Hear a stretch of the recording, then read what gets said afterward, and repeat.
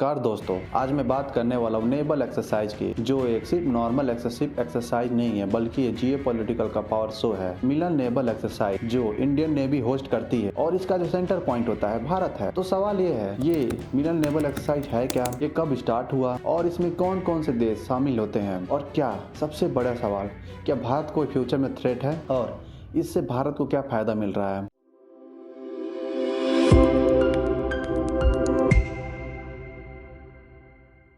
तो चलिए समझते हैं स्टेप बाय स्टेप। दोस्तों, मिलन एक्सरसाइज जो है ये मल्टीनेशनल नेवल एक्सरसाइज है, यानी कि इसमें सिर्फ 2 कंट्रियाँ नहीं होती हैं, इसमें 10, 20, 30, 40, 50 जितनी कंट्रियाँ का इच्छा हो वो आए। कोई बाउंडेशन नहीं है कि ये कंट्री को पार्टिसिपेट करना है, इस कंट्री को पार्टिसिपेट नहीं करना है। इसमें भारत के साथ साइड ट्रेनिंग करते हैं सभी देश, यानी कि इसमें कौन कौन से देश शामिल होते हैं, तो अफ्रीका, इंडो पैसिफिक, एशिया के और जापान, यूएसए भी, कभी कभी रसिया भी शामिल होता है। तो इस बार सबसे बड़ी बात है कि जो रसिया है वो भी अपना वॉरशिप है वो भेज रहा है। अब समझते हैं ये मिलन स्टार्ट कब हुआ था। तो मिलन नेवल एक्सरसाइज जो है कोई नई एक्सरसाइज नहीं है, इसकी शुरुआत हुई थी 1995 में अंडमान और निकोबार में इंडियन नेवी के जरिए। उस समय जो था वो सिर्फ 4 कंट्री जो है पार्टिसिपेट किए थे। आज जो है ये स्मॉल ड्रिल से उस समय की आज ये मेजर ग्लोबल इवेंट बन चुका है और इसमें 50+ कंट्री शामिल होने वाली हैं और 100 ऑफ वॉरशिप और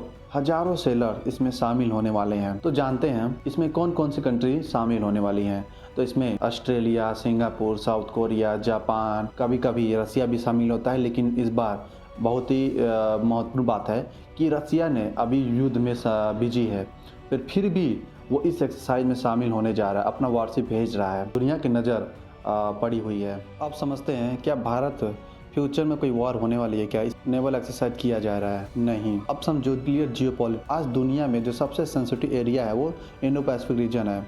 इस रीजन से ऑयल सप्लाई ट्रेड रूट से होता है, यहाँ पे वर्ल्ड सप्लाई चेन है, यहाँ से होता है, और यहाँ से मिलिट्री टेंशन है। इस इंडो पैसिफिक रीजन में जो सबसे ज़्यादा स्ट्रॉन्ग प्लेयर है वो चाइना है। चाइना सोचता है कि जो इंडो पैसिफिक रीजन है वो सिर्फ अकेला मेरा है, पर गलत है। ये सिर्फ इंडो पैसिफिक रीजन सिर्फ अकेला किसी एक का नहीं है, इसीलिए भारत जो है 50+ कंट्री के साथ ड्रिल कर रहा है। ये एक कोई थ्रेट नहीं, पर ये एक स्ट्रॉन्ग स्ट्रेटेजिक सिग्नल है। अब समझते हैं भारत को क्या इससे मिल रहा है। अब सबसे इम्पोर्टेंट बात, भारत को वर्ल्ड लीडर से मिलिट्री ट्रेनिंग, ये न्यू टैक्टिक्स समझने मिलते हैं और न्यू टेक्नोलॉजी समझने मिलता है, और वॉर के समय कोऑर्डिनेशन कैसे करे उसको समझने में मिलता है। क्राइसिस के समय कैसे हैंडल करे उसको समझने में मदद मिलती है।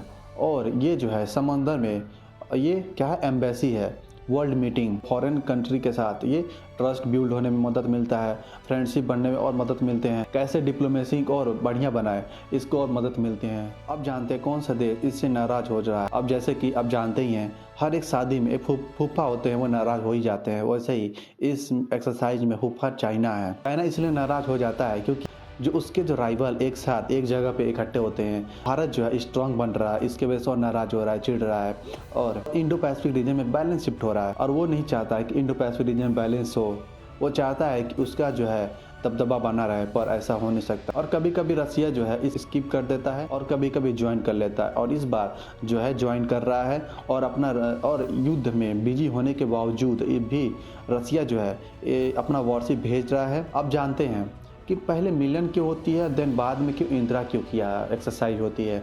इंडिया का पैटर्न सिंपल है, पहले वर्ल्ड के साथ ट्रेनिंग, देन बाद में रसिया के साथ डेप्थ के साथ, फ्रेंड के दोस्त के साथ डेप्थ में ट्रेनिंग किया जाता है, और तीसरा जो है देन थर्ड जो है और तीसरा किसी बायलैटरल कंट्री के साथ ट्रेनिंग की होता है। इसका मतलब साफ है कि वर्ल्ड के साथ दोस्ती पर जो क्लोज फ्रेंड उनके साथ डेप्थ में कहते हैं बैलेंस्ड फॉरेन पॉलिसी। तो दोस्तों, मिलन नेवल एक्सरसाइज है, ये नॉर्मल नेवल एक्सरसाइज ही नहीं है, ये पावर शो है, डिप्लोमेसी टूल है और लीडरशिप प्रूफ है। और इसका मतलब साफ है कि इंडिया जो है किसी के प्रेशर में नहीं है, इंडिया जो है वो अपना जो गेम है खुद चूज करता है, और इंडिया जो है ग्लोबल प्लेयर बन चुका है। अगर ये वीडियो आपको पसंद आया है तो लाइक कीजिए, सब्सक्राइब कीजिए, कमेंट कीजिए और शेयर कीजिए अपने दोस्तों में।